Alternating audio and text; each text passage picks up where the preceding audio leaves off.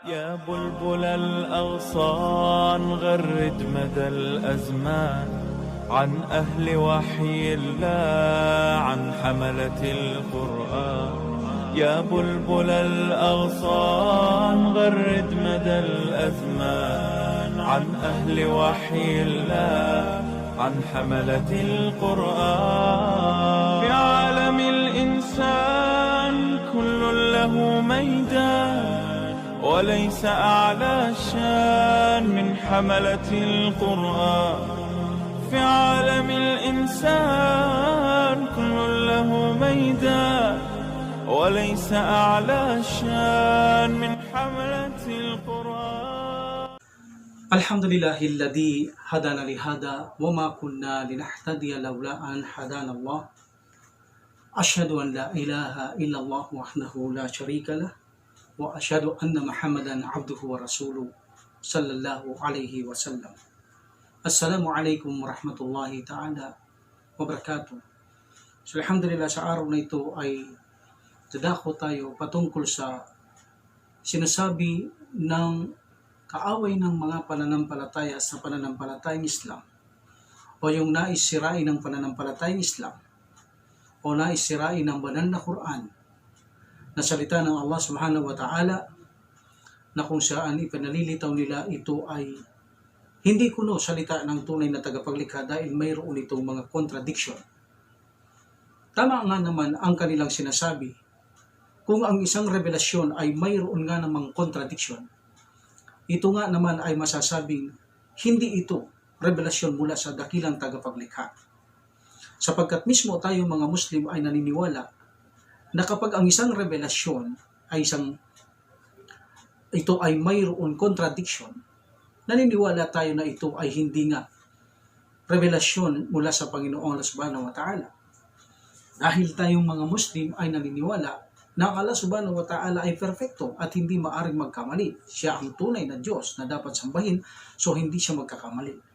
That's why kung banal na Quran ito ay masusumpungan ng o makakakitaan ng mali o contradiction, ito nga naman ay masasabing hindi ito tunay na revelasyon ng dakilang tagapaglikha. Ngunit paano kung mapatunayan natin na ang banal na Quran ay tunay na wala itong contradiction, wala itong kamalian? Ibig sabihin, kung ito ay walang kamalian at contradiction, ito ay isa lamang ang ibig sabihin nito. Ito ay tunay na revelasyon mula sa dakilang tagapaglikha ng lahat ng mga nilalang o Panginoon ng lahat ng mga nilalang.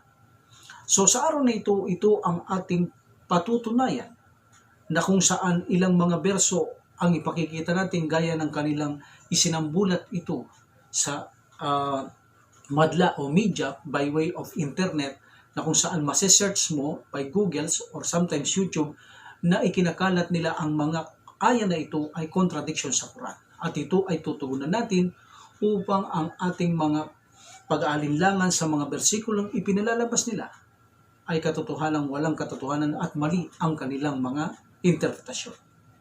Alam natin ang contradiction ito ay isa sa syubuhat. Hindi gaano malinaw maliban lamang kung pag-aaralan mo, doon lang magiging malinaw. At kailanman hindi ito magiging malinaw sa mga hindi mananampalataya o naisiray ng Quran ang syubuhat na ito o contradiction dahil wala silang kaya. Kaya hindi nila ito kakikitaan ng tamang kasagutan. That's why sa programang ito, sasagutin natin, sakali ay marinig nila ito, ay magkaroon sila ng idea na ganun pala ito, hindi pala tama, hindi pala ito contradiction, kundi ito pala ay tama lamang. So alhamdulillah, one of the acid tests ng Quran ay yung one of the acid tests ng Quran na sinabi ng Allah subhanahu wa ta'ala na kung ang Quran ay hindi salita ng tunay na manlilikha, ang pinakamaalam, hindi maaring magkamali, ang perfecto.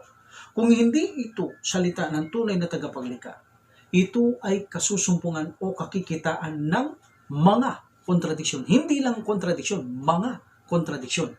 Dahil alam natin, kapag ang tao ang gumawa ng mga aklat, tiyak na kasusumpungan ng mali. Ito ang tanging aklat at pati sunnah na binigay kay Prophet Muhammad sallallahu alaihi wasallam bilang sunnah. Ang tanging perfecto lamang na mga aklat sa buong mundo. Sa buong mundo, walang perfectong aklat maliban ang aklat ng Allah subhanahu wa ta'ala. Lahat nun ay walang perfecto. That's why kinakailangan mapatunayan natin ang Quran ay walang kamalian. Ipinakita natin na Quran walang mali, wala rin itong contradiction. Okay? Ano ang sabi ng Allah subhanahu wa ta'ala sa chapter 4 verse 82? Ito ang kanyang sabi bilang acid test ng Allah subhanahu wa ta'ala at pagkumbinsi sa mga taong naisirain ito at pagkumbinsi sa mga Muslim na mayroong pananampalataya upang papanatagin ang kanilang mga puso, ang damdamin at isipan. Chapter 2 verse 4, chapter 4 verse 82. Chapter 4 verse 82. Ang sabi ng Allah subhanahu wa ta'ala, A'udhu billahi minasyaitanir rajim, Bismillahirrahmanirrahim. Afala tatabbaruna al-Quran? Hindi ba nila isinialang-alang? Hindi ba nila pinagmuni-munian? Hindi ba nila pinag-aralan na ang Quran? Ang Quran. Walau kana min 'inda ghairillahi, kung ito ay galing sa iba maliban sa Allah. Sabi ng Quran galing sa iba, hindi sa Allah subhanahu wa ta'ala. Ano sabi ng Allah subhanahu wa ta'ala? Lawajadu fihi ikhtilafan kathira. Makakatagpo kayo rito ng maraming salungatan, maraming contradiction. That's the acid test.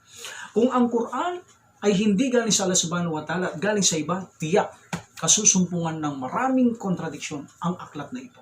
Tulad ng mga aklat ng mga hindi mananampalataya na ginawa nila. Alam natin, tagtad ito ng contradiction at walang solusyon at ang mga paliwanag ay hindi akma dahil mga invento. Okay? Now, ito ngayon ang sinabi ng Allah subhanahu wa ta'ala. Dahil ito ay galing sa Kanya, walang contradiction. Ngayon, kung mayroon silang makintang contradiction, kaya nga, nung nauna, niyaya sila ng subhanahu wa ta'ala na pinaksa natin ang mga tao, magsama-sama na sila, gawin nila, sirahin nila ang aklat, gumawa silang aklat ng iba, kung mapatunayan nila ito yung mali at may contradiction. Ngunit hanggang ngayon wala. May mga contradiction daw kuno na lumalabas na bibigyan natin itong linaw sa araw na ito. Okay? Alhamdulillah. So, anong sabi ng Allah subhanahu wa ta'ala? Kung ito ang Quran ay galing sa iba, tiyak may mali. Pero dahil ito ay galing sa Allah subhanahu wa ta'ala, walang mali, walang contradiction. Okay? Number 1 contradiction ang sinasabi nila. Sabi nila, ang Diyos ay marami ayon sa Quran. Marami daw Diyos kuno ayon sa Quran. Okay? In chapter 3, verse 18, ganito ang sabi ng Allah subhanahu wa ta'ala. Chapter 3, verse 18. Shahidallahu, Allah will testify. Allah testify. Okay? Ang nagpapatotoo, ang nagpapatibay, ang Allah subhanahu wa ta'ala ay pinatotohanan niya, annahu la ilaha illa huwa. Walang tunay na Diyos. Walang tunay na Diyos na karapat-dapat pagkukulan ng pagsamba maliban sa Kanya. Walang Diyos na dapat pagkukulan ng pagsamba maliban sa Kanya. Actually, makikita nyo rin ito sa chapter 3, verse 62. No? Chapter 3, verse 62, ganito sabi ng Allah subhanahu wa ta'ala, wa ma min ilahin illallah. Walang tunay na Diyos maliban sa Allah. Now, ang sabi nila in chapter 28, verse 88, same in chapter 11, verse 101. Same, chapter 28, basahin natin. Chapter 28, verse 88, ito naman ang sinabi ng Allah subhanahu wa ta'ala na sinasabi nila na ito ay kontra dito sa sinabi natin una na isa lang Diyos. Dito raw marami ang Diyos. Wala tad'u ma'allahi. Huwag kayong manikluhod o manawagan. Manawagan. Maliban sa Allah subhanahu wa ta'ala. Wala tad'u ma'allahi ilaha akhara. Maliban sa Allah subhanahu wa ta'ala. Okay? La ilaha illa. Walang tunay na Diyos maliban sa Allah. So sabi nila dito, huwag kayong manikluhod sa ano pa mang Diyos maliban sa Allah. Ibig sabihin, mayroon pang Diyos. Huwag kayong sumamba sa mga yaon. Sabi ng Allah subhanahu wa ta'ala, huwag kayong sumamba sa mga yaon. Sumamba lang kayo. Tanging sa Allah subhanahu wa ta'ala lamang. So dito sabi nila, lumilitaw mismo ang Allah subhanahu wa ta'ala, mayroon pang ibang Diyos, ngunit hindi niya ito pinasasamba. So anila ito ay contradiction sa una dahil walang Diyos na dapat sambahin, walang Diyos na maliban sa isa ang Allah. Pero dito anila marami ang Diyos. At ganun din sa sinabi nilang chapter 11, verse 101, almost same yun. Okay? Anong sabi ng Allah subhanahu wa ta'ala? Wala dalamnahum, wama dalamnahum, walakin dalamu anfusahum. Pama agnat anhum alihatuhum. Hindi namin sila ipinalungi, datapwat ipinalungi nila ang kanilang sarili, kaya't ang kanilang mga Diyos maliban kay Allah. So sabi nila dito, kaya't ang kanilang Diyos maliban kay Allah. So lumilitaw nila ang mga ayang ito ay kontraan. Sa isa, walang Diyos maliban sa isa. Dito maraming Diyos, huwag kayong sumamba sa kanila. So paano ito tutugunin ng walang patnubay kung hindi ka nagpatnubay na Allah subhanahu wa ta'ala? Tiyak ang Islam ay hindi mo kayang ipaliwanag at pag-aralan until hindi ka pumasok sa pananampalatayang Islam. Kung sisirain mo lang upang pag-aralan ito, hindi mo masusumpungan ang mga tamang sagot. Even na simpleng mga contradiction kuno katulad nito, hindi mo ito malalaman ang kasagutan. Pero sa Islam, ang mga mangangaral, kapag sinabi mo ito kontrahan, napakagaan nilang ipararating sa iyo ang mga kasagutan. Okay. Sa sinabi nilang chapter 3 verse 18 at chapter 3 verse 62 na walang tunay na Diyos na karapat dapat sambay maliban ng Allah at walang tunay na Diyos maliban sa iisa. Especially in Ikhlas, no? Kul huwallahu ahad. Sabihin ang Allah ay nag-iisa. Sabihin, iisa ang Diyos anila. Okay? Ibig sabihin, at sa pangalawang aya, sinabi nila na maraming Diyos. Huwag kayong sasamba dyan. Maliban sa akin, sabi ng Allah subhanahu wa ta'ala. Meaning, in chapter 3, verse 18, chapter 3, verse 62, walang tunay na Diyos maliban sa Allah subhanahu wa ta'ala.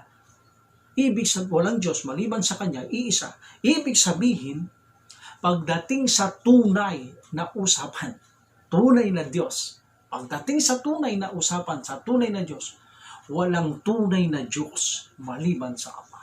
Okay? That's the ayah. Chapter 3, verse 18, chapter 3, verse 62, walang Diyos maliban sa Allah. Ibig sabihin, walang tunay na karapat dapat sambahin maliban sa Allah subhanahu wa ta'ala. Ibig sabihin, pagdating sa tunay, iisa lang ang tunay na Diyos. Iisa lang ang Allah subhanahu wa ta'ala. Okay? That's the answer. Pagdating sa 28:18, 11, 101, na marami daw kuno ang Diyos, ang tinutukoy kapag ang usapan ay mga false God, mga maling Diyos, maling pagsamba, ito ang tinutukoy sa kanilang sinasabing maraming Diyos. Ibig sabihin, huwag kang manikluhod, huwag kang manambitan o manawagan sa mga peking tinatawag nilang Diyos na hindi binigyang karapatan ng tunay na manlilikang Allah subhanahu wa ta'ala.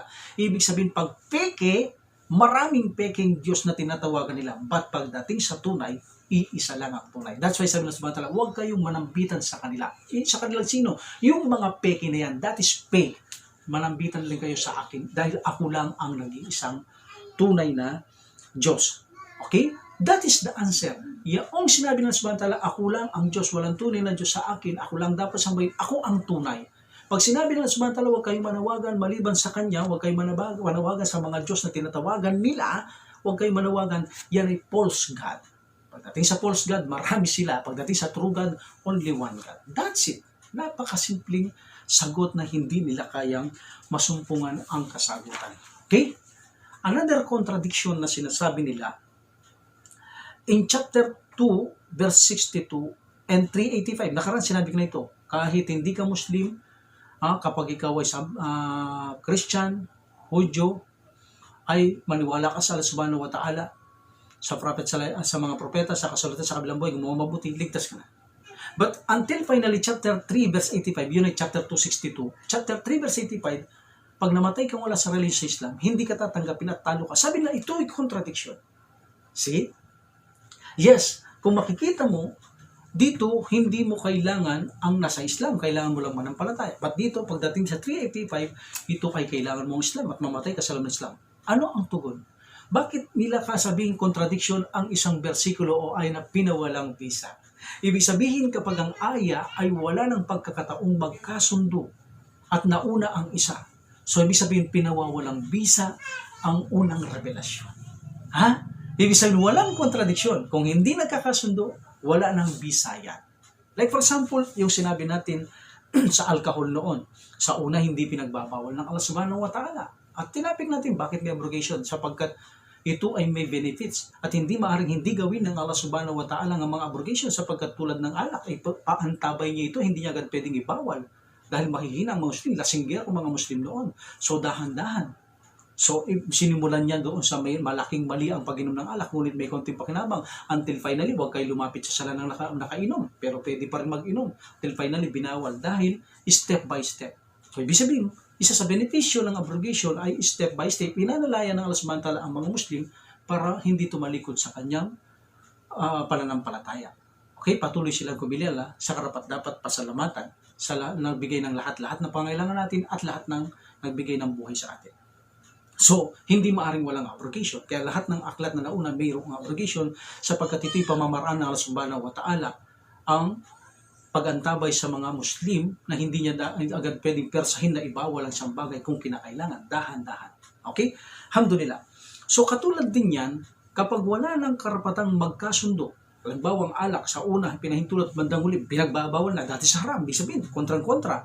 Ibig sabihin, kapag ang dalawang aya ay hindi na magkasundo, ano yung unang dumating, yun ay pinawawalang bisa. Ganun lang kasimple.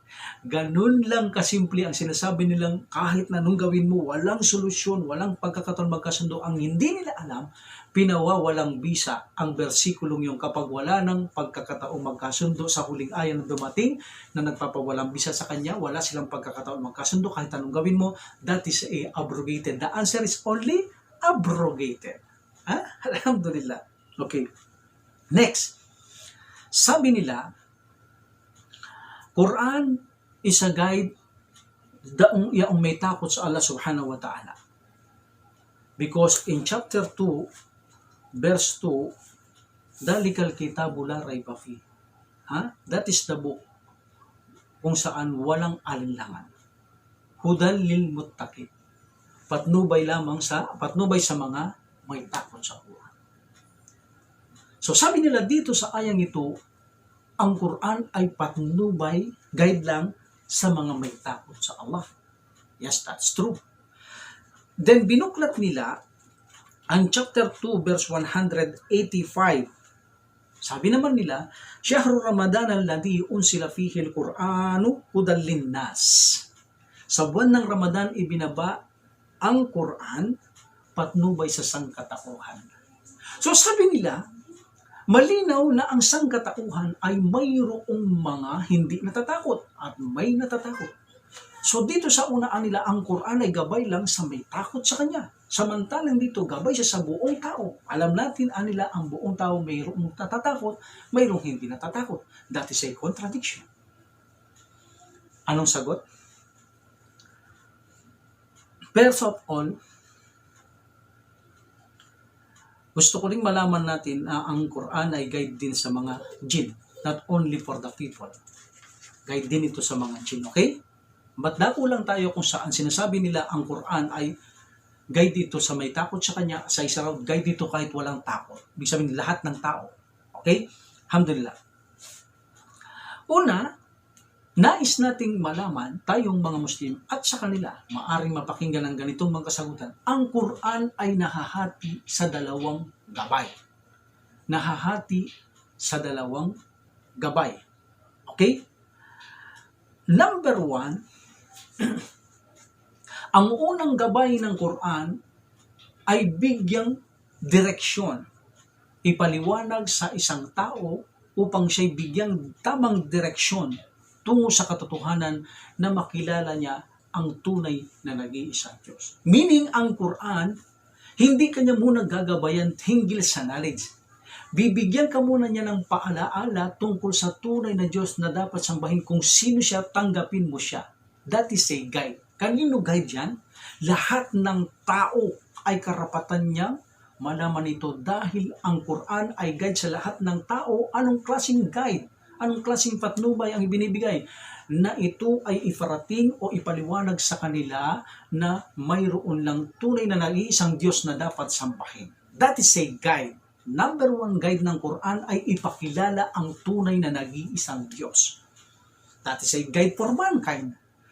After that, if you accept Allah subhanahu wa ta'ala, then study the Quran. Pag-aralan mo ang Quran.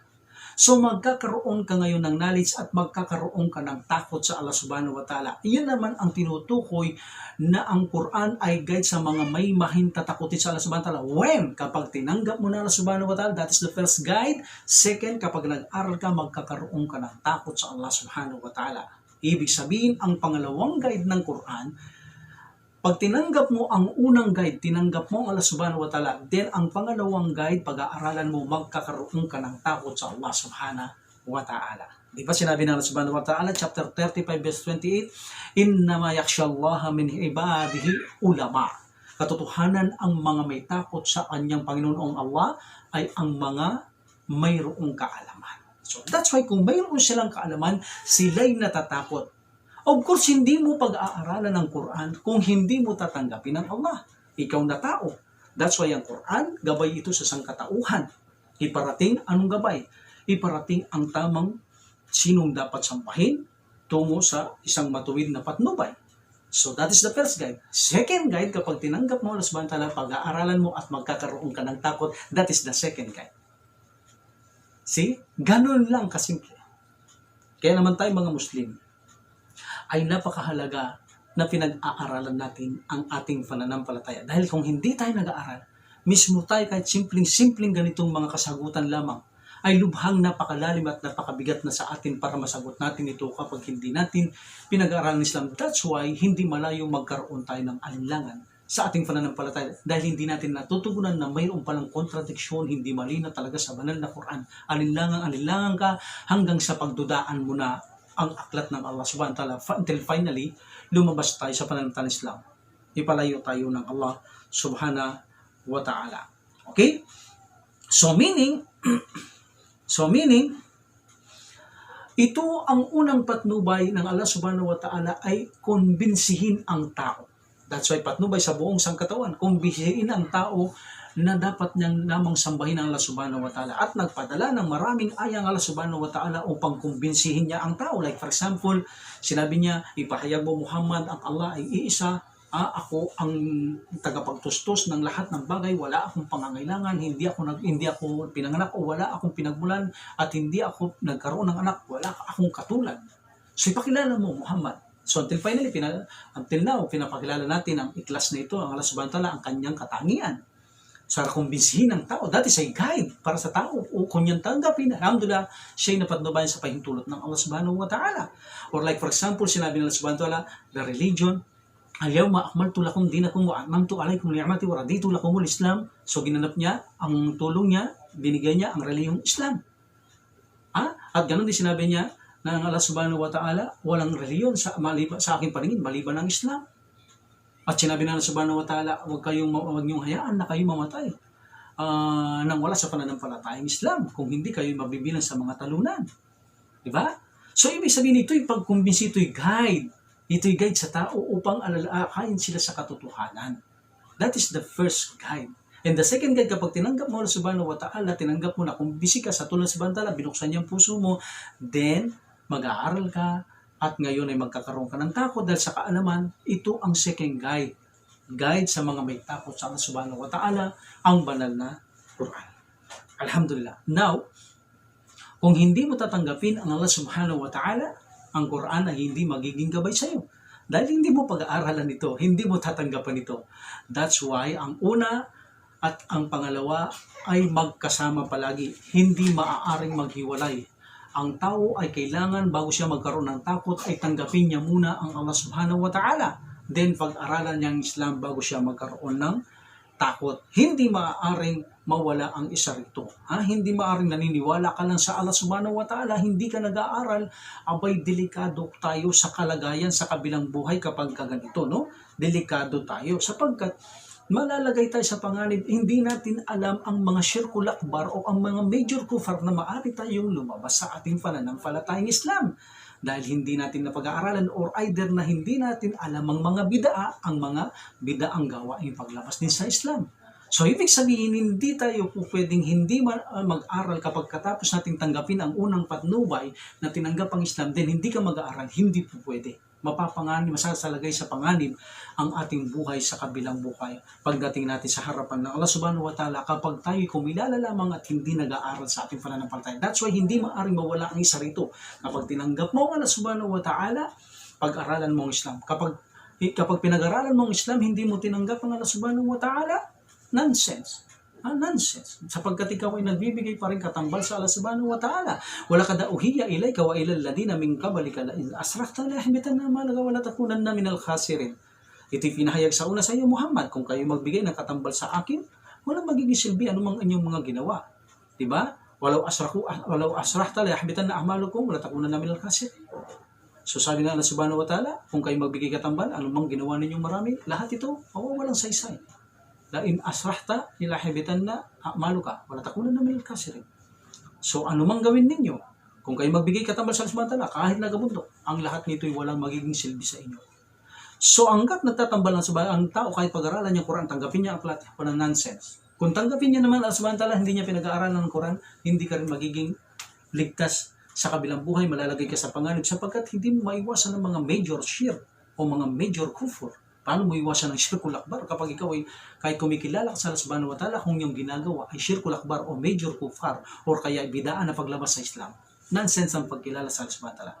That's why hindi maaari mag-iwalay ang dalawang ito. Kapag tinanggap mo ang first guide, pag-aralan mo ang second guide para magkaroon ka ng takot sa Allah subhanahu wa ta'ala, makilala mo kung talagang sino ang Allah subhanahu wa ta'ala. Okay? Another contradiction na sinasabi nila ay ang chapter 3 verse 45. Sa chapter 3 verse 45, ipinalilitaw nila dito sa aya na ito, marami ang anghel na nagbigay ng magandang balita kay Maryam, ina ni Isa alayhis salam. Idkalatil malaikatu, yes, malakun, the plural is malaika. That's why ang mga anghel ay nagsabi kay Maryam, Idkalatil malaikatu ya Maryamu innallaha astafa innallaha yubashshiruka bikalimatin minhusmuhu Isa banu Maryam. So gunatain ng ipagbadya ng mga anghel, O Maria, si alay naghatid sa iyo ng masayang balita ng isang salita at ito'y magaganap. Si Jesus na mula sa kanya ay pangalang tatawaging Misaya. Okay? Anak ni Maryam. So, ibig sabihin dito kanila, maraming anghel ang kausap ni Maryam nang ibigay ang balitang magkakaroon siya ng anak. But in chapter 19, verse 19, in chapter 19, verse 19, anila, isa lang anghel ang kausap ni Maryam. Exactly kung paano ang mensahe. Ano sabi dito? Kala innama, he said, innama, I only, ana. So, ana. Innama ana, Rasulullah. Ako ay isang mensahero ng Allah. Ana means one person. Kala innama ana rasulu rabbi. Totohanan, ako ay mensahero ng iyong Panginoon. Okay? So, dito anila, in chapter 19, verse 19, isa lang ang malaika. Dahil anong katuloy ng aya? Lihabalaki gulaman, gulaman zakiya.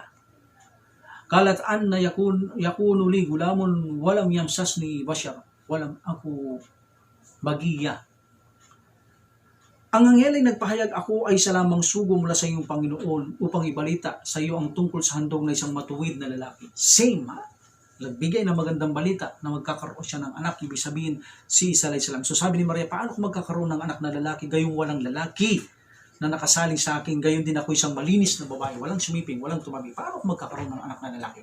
So sabi nila dito, isa lang ang anghel, but daon ang daming nagbigay ng balita. That is a contradiction. No. Ang unang aya, chapter 3, verse 45, maraming anghel na nagbigay. Ito ay reminder pa lamang. Ito ay hindi pa aktual na mangyari. Ito ay paalala pa lamang na magaganap ito. At actually, nasa poder pa si Maryam alayhis salam ni Zakaria, si Maryam sa panahon na ito. Nang sabihin ito ng mga malaika, nasa poder pa siya ni Zakaria. Okay? So ito ay paalala pa lang na mangyayari ito, magandang balita. Until finally, umalis siya doon dahil ang mga tao, isipin nila, paano siya nabuntis? Wala siyang asawa, walang lalaki, walang boyfriend, walang kakilala, at biglang nabuntis, lilitaw na nangalod niya. That's why, minabuti niyang umalis. Pagdating niya doon sa lugar kung saan gusto ng Allah subhanahu wa ta'ala, dumating doon si Injil Jibril. At ito naman ang pagkakataon na gagawin na ang balitang nauna na sinabi ng malaika ng dadalang tao siya until finally now, nasa isang lugar siya na walang nakakaalam, umalis siya doon kay Zakaria. So pumunta dito si Maryam sa lugar na gusto ng subhanahu wa ta'ala at dito dumating naman si Injil Jibril at inulit ang sinabi na kung saan nagbigay ng magandang balitan magkakaanak siya at now gagawin na. Inihipan ni Angel Jibril sa pahintulot ng subhanahu wa ta'ala ang saya ni Maryam sa kanyang tiyan at nagkaroon ito ng bunga sa pahintulot ng Allah subhanahu wa ta'ala. Where's the contradiction? Wala. Ang una ay reminder, paalala, magandang balita. Ang pangalawa, nag-iisang malaika, ang sinabi niya, ito'y aktual na gagawin. Ito na si Angel Jibril alayhi salam. Okay? Another sabi nila, chapter 32, verse 3. Ang sabi nila, sa chapter 32, verse 3, am yakuluna iftara, at sila nagsasabi na inimbento mo lang o ginawa mo lang ang Quran. Okay? Bal huwal haqqu min rabbik, subalit katotohanan ito'y galing sa iyong Panginoon. Litundira kauman, upang bigyan mong babala ang mga tao, maatahong min nadirin, na walang dumating na tagapagbabala, min nadirin min kablika, bago pa ikaw. So anila, si Prophet sallallahu alaihi wasallam ay Arabo. Sino tinutukoy dito sa aya nila na walang nauna sa kanyang nagpahayag sa mga tao doon na mga Arabo. Well, alam natin may mga Arabong dumating, like for example, si Prophet Saleh. Si Prophet Saleh, Prophet Hud. Okay? They are Arabic, ayon sa historian. Okay? So sabi nila, mga Arabo ito. Ba't sabi ng Quran ninyo, walang dumating na mensaherong nauna sa kanya? Samantalang may nauna sa kanya. That is a contradiction. Mayroong nauna, ba't sabi sa Quran, walang nauna sa kanya upang bigyan babalang pamayanan niya na walang dumating bago pa siya? So ito mukhang malalim, no? Ang katugunan ay napakagaan kapag tinugon ng isang Muslim. Anong katugunan? Ang tinutukoy dito, number 1, ang Prophet Muhammad sallallahu alaihi wasallam, ipinadala siya sa Quraysh na walang nauna sa kanyang tagapagbabala. Ibig sabihin, walang naunang tagapagbabala na nagbigay doon ng kumpletong mensahe. That's number 1. At siya ay ipinadala, walang naunang propeta sa kanya o walang unang mensahero na dumating sa kanila nagbigay babala na ipadadala sa buong sanlibutan. And finally, the most accurate answer, every prophet, bago sila umaalis, mayroon silang kapalit na propeta o sugo man ito. Every prophet, hindi sila aalis ng walang kapalit. Kahit pag-aralan nyo ang mga propeta at buhay ng sugo, every prophet, every sugo, kapag bago umalis, mayroon na kapalit. But, pagdating kay Isa alayhis salam, na udlot, walang kapalit, umalis si Isa. After 500 years, Allah higit maalam. Allah subhanahu wa ta'ala higit maalam. After 500 years, tsaka dumating si Prophet sallallahu alaihi wasallam. That's why yan ang tinutukoy ng Allah subhanahu wa ta'ala na magbigay ng babala sa kanyang pamayanan na walang dumating bago ka pa. Ibig sabihin, naputol kasi ang mga propeta at sugo sa kanilang pag-alis. Samantalang lahat ng propeta sugo na una, bago malis, mayroong propeta o sugo na kapalit. Dito, wala. That's why sinabi sa Allah ta'ala, walang dumating bago ka pa. Ibig sabihin, walang kapalit si Isa alayhis salam. At bago siya umalis, wala. Never. That's why ang tinutukoy ng Allah subhanahu wa ta'ala sa aya na ito, na magbigay ka ng babala sa inyong pamayanan na kung saan walang dumating bago ka pa. Ibig sabihin kasi, naputol ang pagkakadugtong-dugtong ng propeta at sugo na pagdating. So, ibig sabihin, after 500 years, walang propeta, walang sugo, now dumating ang Prophet sallallahu alaihi wasallam, yun ang tinutukoy ng Allah subhanahu wa ta'ala na walang dumating na mensahero bago ka pa. Sabihin, naputol. Ganun lang kasimple. Ngayon ang tinutukoy ng Allah subhanahu wa ta'ala. Una, walang propetang nagbigay ng mensahero na nauna sa iyo bago ka pa ng buong revelasyon, buong kautusan. Pangalawa, walang nauna sa iyo na dumating na propeta o sugo na una sa'yo bago ka pa nang ipinadala sa buong sanlibutan. At pangatlo, bago ka dumating, naputol ang propeta o sugo na dumating. Walang propeta sugo dumating bago ka. Naputol. That's why sinasabi na sa bantala, walang dumating na mensahero bago ka pa. Bago ka, ibig sabihin, before you, walang mensahero. Ganun lang kasimple, bago ka pa, walang mensaherong dumating. Hindi tinutukoy walang mensahero dumating na Arabo sa mga Arabo because he's a Arab. No. Walang dumating na mensahero bago ka pa. Meaning, bago ka dumating, walang mensahero. Naputol kasi. That's it. Ganun lang kasimple. Okay? Another contradiction na sinasabi nila, ang chapter 32, verse 11. Okay? Ang chapter 32, verse 11, sinabi nila, ang humuhugot ng kaluluwa ay ang mga malaika. Chapter 32, verse 11. Sabi nila, Kul yatawaffakum malakul mautil ladhi wukkila bikum thumma ilayhi turja'un. Thumma ila rabbikum turja'un. Ipagbadya ang mga anghel ng kamatayan ang nakatagalaga sa inyo, ang humahatak na nagtatangan o humihila ng inyong kaluluwa. Alam natin, pag namamatay ang tao, kinukuha ng mga anghel, lumalabas ito sa kanyang bibig. Okay? Hinihila, hinahatak nila ito. So, sila ang kumukuha ng kaluluwa. So, sabi nila, in chapter 39, verse 42, anong sabi ng Allah subhanahu wa ta'ala na sinasabing lang pangontra? Allahu yatawaffal anfusa.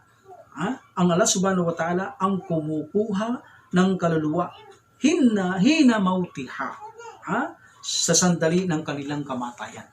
Napakalinaw. Sa isang aya, ang mga anghel ang humahatak, kumukuha. Sa aya na ito, ang Allah subhanahu wa ta'ala ang kumukuha. Sino ang tama? Ang Allah subhanahu wa ta'ala kumukuha o ang mga anghel? Anila. That is a clear contradiction. Anila. No. Siya, sa 39:42, ang Allah subhanahu wa ta'ala ang kumukuha ng kaluluwa, meaning, ang ibig sabihin nito, siya ang nagbibigay ng kamatayan. Siya ang nagbibigay ng kamatayan. Siya ang nagbibigay ng kamatayan. At paano maroon kakaroon ng kamatayan ng tao? Hugutin ang kanyang kaluluwa. Okay? So, sino ang humuhugot ngayon ng kaluluwa? Siyang nagbibigay ng kamatayan. Ang Allah. Okay? Siya ang nagbibigay ng kamatayan. Paano mamamatay ang tao? Hugutin ang kaluluwa. Now, siyang humuhugot, ibig sabihin, siya ang nagbibigay kamatayan at ipag-uutos niya ito sa mga anghel na kunin ang kaluluwa. Kung walang utos, sinong huhugot ng kaluluwa? Aber? Walang order. Sinong huhugot? Dahil gusto ng Allah subhanahu wa ta'ala na ang tao ito'y mamatay na, kailangan kunin ang kaluluwa. That is a consider na kapag ginutos ng Allah subhanahu wa ta'ala ang tao ito'y mamamatay, siyang nagbigay ng utos ng command na ito, ibig sabihin, siya ang nagbibigay kamatayan, siya ang humuhugot ng kaluluwa. Dahil ang tao para mamatay, mawalan siya ng kaluluwa. But ang paghugot ay ipag-uutos niya sa mga malaika. Okay? Anong ibig sabihin ng subhanahu wa ta'ala siyang humuhugot ng kaluluwa rito? Siya ang nagbibigay ng kamatayan. Ibig sabihin, siyang nagbibigay ng kamatayan. At paano magbibigay ng kamatayan ng tao? Hugutin ng kaluluwa. That is the ayah. And the ayah kung saan kinukuha ng mga malaika, that's a actual na kukunin yung kaluluwa ng tao. Paano? By the command of Allah subhanahu wa ta'ala, kukunin nila ang kaluluwa ng tao. Walang contradiction. Okay? Walang contradiction. Ang ayah ng Allah subhanahu wa ta'ala, siyang humuhugot ng kaluluwa, meaning, siyang nagbibigay ng kamatayan. At paano mamamatay ang tao? Kailangan kunin ng kaluluwa. Yan ang ibig sabihin ng Allah subhanahu wa ta'ala, na siyang kumukuha ng kaluluwa, humuhugot, siyang nagbibigay ng kamatayan. And the actual, na kung siyang kukunin ng kaluluwa, ang mga anghel uutusan niya, kunin ang kaluluwa para mamatay ang taong ito. Okay? Alhamdulillah. Another contradiction na sinasabi nila, chapter 22 verse 47, chapter 32 verse 5. Kung titignan ninyo, ang aya na ito, ang sukat daw ng isang araw ay 1,000 taon. Sabi lang natin. Okay, chapter 22 verse 47, chapter 32 verse 5. Same yan. Samantala sa chapter 70 verse 4, ang bilang daw ng isang araw ay 50,000 years ayon sa bilang natin. Sa isa, sabi nila, ang bilang ng isang araw, 1,000 years ayon sa bilang natin. Sa isa, chapter 70, ang isang araw, bilang natin 50 years ayon sa bilang natin. Okay, basahin natin. Chapter 32, verse 5. Same ito ang chapter 22, verse 47. Okay, basahin na lang natin ang isa. Chapter 32, verse 5. Yudabbirul amra minas samaa'i ilal ardi thumma ya'ruju ilayhi fi yawmin kana miqdaruhu alfa sanatin mimma ta'uddun. Okay? Siya ang namamahala sa pangyayari sa kalangitan tungo sa kalupaan at ito'y pumapainlan lang at umaakyat sa kanya sa araw na ang katumbas ng isang araw dito ay katulad ng 1,000 taon. 1,000 taon ayon sa inyong pagbibilang. Isang araw, consider 1,000 year. Chapter 70, verse 4, anila. So, binasa nila, anila dito, ang lumilitaw sa isang araw ay katumbas naman ng 50,000 years. Chapter 70, verse 4. Ta'arujul malaikatu warruhu ilayhi fi yawmin kana miqdaruhu 50,000 sanatin. Ang mga anghel at ruh ay umaakyat sa loob ng isang araw na ang katumbas nito ay 50,000 taon. Isang araw, 50,000 taon. Ayos sa inyong bilang. That is a contradiction, anila. No. Ang unang aya, chapter 32, verse 5 or 22, verse 7, ang isang araw ay katumbas ng 1,000 ayon sa bilang natin, ito ay bilang sa dunya. Ito ay bilang sa dunya. Kita mo nag-aakyat utos, baba, sabi sa, binasa natin chapter 32, verse 5, ang sabi ng Allah subhanahu wa ta'ala, siya ang namamahala sa pangyayari mula sa kalangitan tungo sa kalupaan. At tungo sa kalupaan, balik sa kalangitan. 500 years lakbay, 500 years akyat, 1,000 year, equivalent 1 day. So ito ay bilang sa dunya. Okay? At ang 50,000 years, 1 day, ayon sa bilang natin, 1 day, ito naman ay bilang sa kabilang buhay. On the day of resurrection, darating ang ruh, ang mga malaika, darating sila, ang araw na yaon ay katumbas ng 50,000 years bago magsimula ang araw ng paglilitis. Kapag hindi na makayanan ng tao, susurrender na sila sa Allah subhanahu wa ta'ala, hihilingin na umpisaan na ang araw ng paghukom. Hanggang sa lumapit sila kay Adam, kay Isa, kay Musa, kay Ibrahim, lahat sila itatanggi ang kay Isa alayhi salam until finally kay Prophet alayhi salam magpapatira pa siya sa Allah subhanahu wa ta'ala until finally utusan siya ng subhanahu wa ta'ala, accepted ang kanyang pamamagitan para simulan na ang araw ng paghukom. At ang araw na iyon, 50,000 years ay kay Prophet sallallahu alaihi wasallam at ang katumbas na bilang nitong 50,000 years ay pinahaba ng Allah subhanahu wa ta'ala, 1 day. Para sa Allah subhanahu wa ta'ala, ito'y bilang sa kabilang buhay. Ang una, 1,000 bilang sa dunya. No contradiction. Talaga nga naman. Isa kang sisira sa banal na Quran, paano mo nga naman tutugunin ang ganito kalalim na kasagutan kung hindi ka talagang tunay na Muslim? So hindi mo kayang sagutin ito. Dahil wala sa iyo ang guide, hindi mo masasagot ito kung ikaw ay hindi Muslim o sisirain mo lang banal na Quran. That's why ang Quran, gaya ng pinaksa natin, ito ay may syubuhat at ang syubuhat one way ng Allah subhanahu wa ta'ala para iligaw niya ang mga kaaway o enemy ng Allah subhanahu wa ta'ala o nais sumira sa banal na Quran. That is a mutasyabihat. Ang ililigaw niya, ang gusto niyang iligaw. Ang mga mutasyabihat bersikulo ay pampaligaw ng Allah subhanahu wa ta'ala sa mga taong may sakit sa puso o marumi ang puso o nais wasakin ang kanyang pananampalataya. Gusto mo i-challenge ang Allah subhanahu wa ta'ala? Pinakamatalino, hindi mo siya kaya. Okay? Alhamdulillah. So, another, sabi nila, ito, napaksa na natin, sa chapter 6, verse 115, walang makapagbabago sa salita ng subhanahu wa ta'ala. Basahin natin, chapter 6, verse 115. 115. Ito ang sabi ng Allah subhanahu wa ta'ala. Watammat kalimatu rabbika sidikan wa'adal. Ang salita ng iyong Panginoon ay natupad sa katotohanan at sa katarungan. Okay? La mubaddila li kalimatihi. At walang sino man ang makapagbabago ng kanyang salita. Walang makapagbabago ng kanyang salita. Kapag tinisisyon niya, walang makapagbabago ng kanyang salita. Pero anila, mismo siya, ang Allah subhanahu wa ta'ala kuno ay binago niya ang kanyang salita. At ito yung tinapik natin niya ang mga pinawalang bisa. Diba? Like for example, in chapter 2, verse 106. Chapter 2, verse 106. Manansak min ayatin ang nunsiya.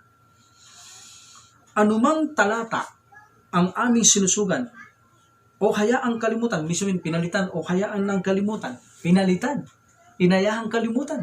So, mismo siya, sinabi nila, pinalitan niya ang kanyang salita, sinabi niya, walang makapagbabago sa kanyang salita. Bakit? Mismo siya, binago niya.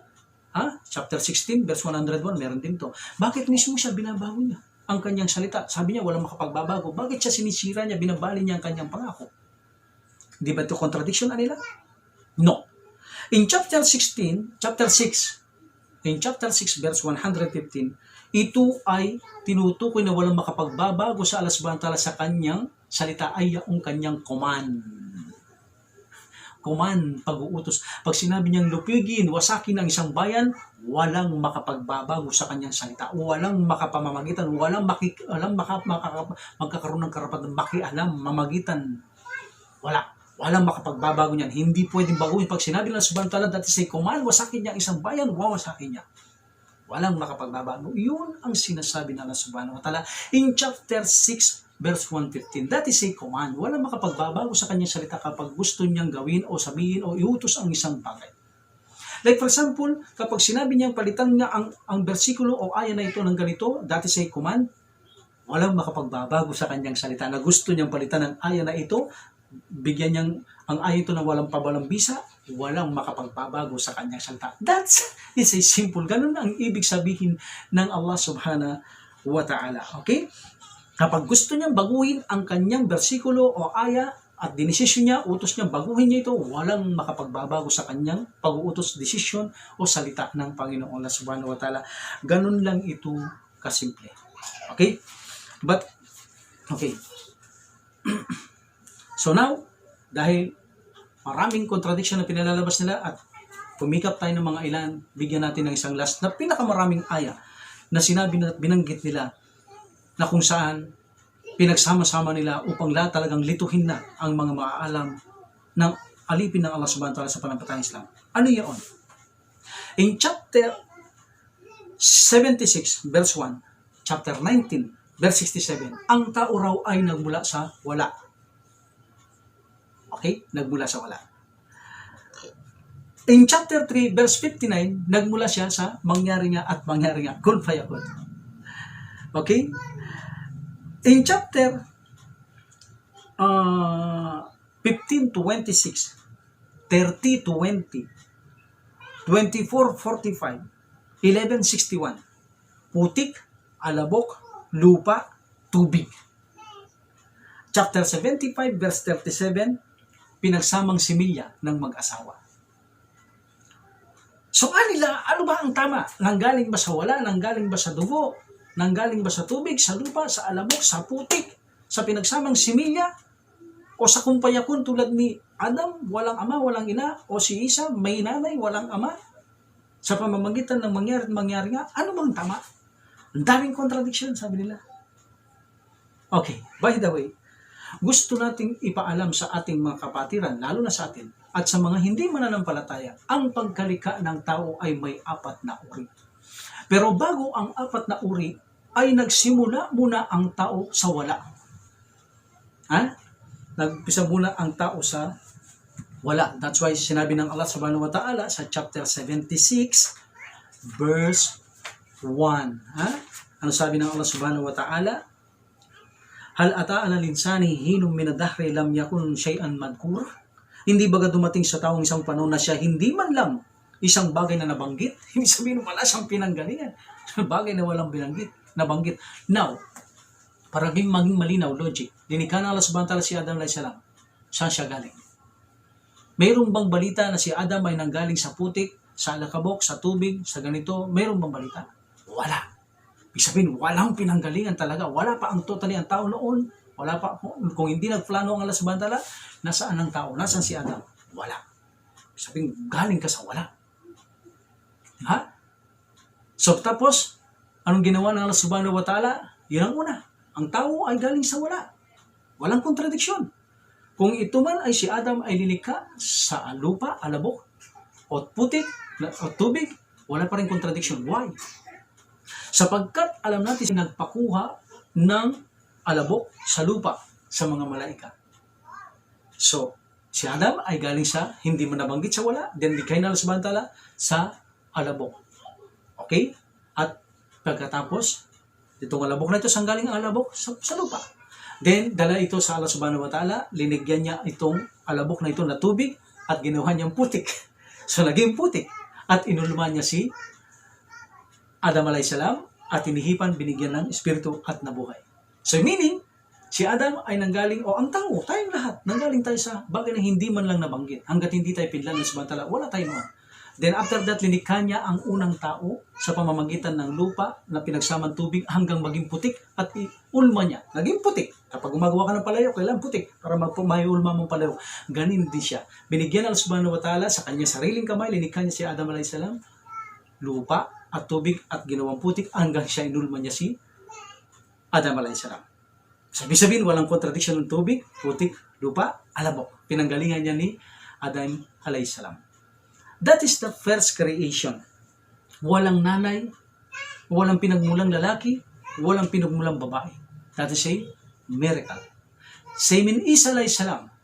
Ang pangalawang creation ng tao, walang pinanggalingang lalaki kundi babae. That is a second creation. Kun fayakun. Mangyarit mangyari nga. Adam alayhis salam, walang nanay, walang tatay, walang babae, walang lalaki. Kun fayakun. Mangyari at mangyari nga. Kaya nga ang Allah subhanahu wa ta'ala ay nagsabi sa chapter 3, verse 59,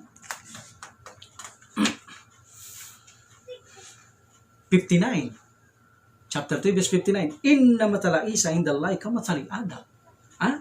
Katotohanan kahintulad ni Jesus sa pagkalika ay katulad lamang ni Adam. Kalakahum min turabin, linikha niya si Adam sa putik, tumakalala kun fayakun, at sinabi niyang mangyari, nagkaroon siya ng buhay. Ganon din si Jesus. Magandang balita na ilalagay sa tiyan ni Maryam, sa pamamagitan ng kun fayakun, nagkaroon ng bunga si Maryam sa pamamagitan ng Allah subhanahu wa ta'ala. See? That is the second creation. That is the second creation. May babae na pinanggalingan ng tao, walang lalaki. And the third, may lalaking pinanggalingan ang tao, ngunit walang pinanggalingang babae. So, that is the number 3 case. Si Hawa or Eva, nanggaling siya sa tadyang ni Adam alayhis salam. So, pinanggalingan niya ay lalaki, walang babae. Okay? And finally, lusaw na tubig o pinagsamang lusaw na tubig o similya, o mula sa dugo, alam natin ang dugo, mayroong white blood, mayroong red blood. Okay? Similya, nagagaling sa dugo. O kaya naman pinagsamang lusaw na tubig mula sa asawa, mag-asawa, lalaki at babae. Tayo na yon. Mayroon na tayong nanay at tatay sa pagkalika. Okay? So, 4 na klaseng pagkalika ng tao. May pinagmulang walang pinagmulang lalaki at babae, Adam. Mula sa labok, na may kasamang tubig hanggang sa nagputik. Inulma at binagyang buhay ng Allah subhanahu wa ta'ala. Na nanggaling sa, hindi man nabanggit kung saan siya noon. Walang pinanggalingan. Okay? And then number 2, nanggaling sa kanya ang babae na si Hawa o si Eva, walang babae. Number 3, si Isa alayhis salam, may babae, walang lalaki. And number 4, finally, tayo may babae, may lalaking ginamit ng Allah subhanahu wa ta'ala sa pamamagitan ng pagkontak, mga similya o dugo na buo ang tao sa pahintulot ng subhanahu wa ta'ala.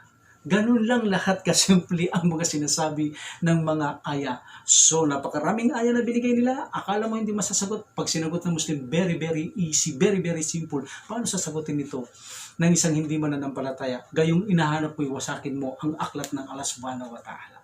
See? So now, anuman ang mga kontradiksyon na inilalabas nila, ito ay simpleng sasagutin lamang ng mga maaalam sa Islam. That's why kailangan nyo ring pag-aralan ito para matanggal ang inyong pagka-confuse sa bagay na mga ganitong pinapakita nilang contradiction para sirain ang Quran. Alhamdulillah, ang Quran ay walang kamalian, walang kontradisyon. Sapagkat kapag ang aklat ay mayroong kontradisyon, sabi ng subhanahu wa ta'ala, ito ay hindi galing sa kanya, galing sa iba. Dahil sabi ng aya, kung ang Quran ay galing sa iba, hindi sa akin, tiyak makakakita kayo ng maraming pagkakamali o kontrahan o pagkakasalungatan sa aklat. Dahil walang kontrahan at pagkakamali, meaning, one of the miracle na ang aklat na ito ay tunay na salita ng tunay na maalam, pinakamaalam sa lahat ng bagay, ang Allah subhanahu wa ta'ala. So alhamdulillah, muli po ay ito ang inyong lingkod, Imam Saleh Biray. So patuloy lang po kayong tumutok sa ating mga programa at may malapit na naman tayong ilalabas insyaAllah ang pagsasalarawan sa paraiso at impyerno at mga mananahanan dito. Bakit? Ano ang mga dahilan? Napakagandang paksay nito, very interesting, no? Alhamdulillah, biro mo, ang Islam, ipinaalam niya ang paraiso, kung anong paglalarawan nito, sino mananahanan, ano meron dito, at ganoon din ang impyerno. Tanging relihiyon na sinalarawan ang paraiso at impyerno at mga mananahanan dito, anong dahilan bakit sila napunta rito. Alhamdulillah, no? Ito ang tanging relihiyon na kumpletong-kumpleto talaga. Wala ka nang hahanapin pa, no? Alhamdulillah. So hanggang sa muli, tayo po ay magkita-kita sa programang ito. Wakardan alhamdulillah rabbil alamin wa salatu wa salam ala rasulillah. Subhanakallahumma wa bihamdika asyhadu an la ilaha illa anta astaghfiruka wa atubu ilaik. Assalamualaikum warahmatullahi taala wabarakatuh. Jazakumullahu khair. هذا القرآن يوحدنا لطريق الخير يوجهنا الله تعالى أنزله ورسول الله معلمنا